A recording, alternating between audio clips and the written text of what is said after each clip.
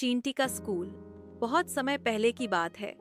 जंगल के बीचों बीच एक सुंदर सी छोटी सी बस्ती थी, चींटियों की बस्ती।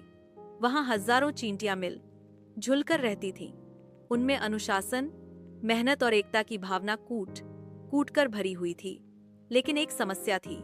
जंगल में बाकी जानवरों के लिए तो स्कूल था, लेकिन इन मेहनती चींटियों के बच्चों के लिए कोई स्कूल नहीं था।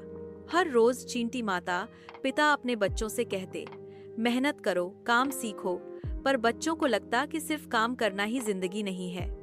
वे भी पढ़ना लिखना चाहते थे। उनमें एक छोटी सी चींटी थी, मनु। मनु बहुत ही चंचल, जिज्ञासु और समझदार थी। वह हर बात की जड़ तक जाना चाहती थी। मनु को किताबें पढ़ने का बहुत शौक था, लेकिन चींटियों के पास न किताबें थीं, न पेन और न ही स्कूल। एक दिन वह अपनी रानी चींटी के पास गई और बोली, रानी माँ, क्या हम अपना खुद का स्कूल नहीं खोल सकते? हम मेहनती हैं, हम एकता में विश्वास करते हैं, हम सब मिलकर कुछ भी कर सकते हैं। हम क्यों ना अपने बच्चों को भी ज्ञान दें? रानी पहले तो मुस्कुराई, फिर गंभीर होकर बोली, मनु, तुम्हारी बात में दम है, लेकिन स्कूल खोलना आसान नहीं है। उसके लिए शिक्षक चाहिए, पाठ्यक्रम चाहिए, जगह चाहिए और इच्छा शक्ति चाहिए। मनु ने बीच में कहा। रानी चींटी ने एक सभा बुलाई। सैकड़ों चींटियां जमा हुईं। मनु ने सबके सामने अपने विचार रखे। कई बुजुर्ग चींटियों ने कहा, हमारे जमाने में तो सिर्फ मेहनत ही होती थी। लेकिन नई पीढ़ी की चींटियों को मनु की बात समझ में आई।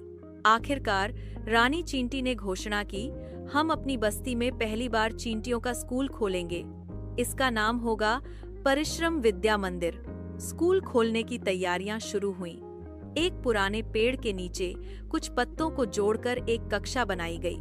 दीवारों पर मिट्टी और रस्सियों से चारों ओर सीमाएं खींच दी गईं। बड़ी बड़ी पत्तियां डेस्क बन गईं और कछुए की टूटी हुई खोल को ब्लैक बोर्ड की तरह इस्तेमाल किया गया। शिक्षक कौन होगा? अंततः फैसला हुआ कि अलग अलग विषयों के विशेषज्ञ होंगे।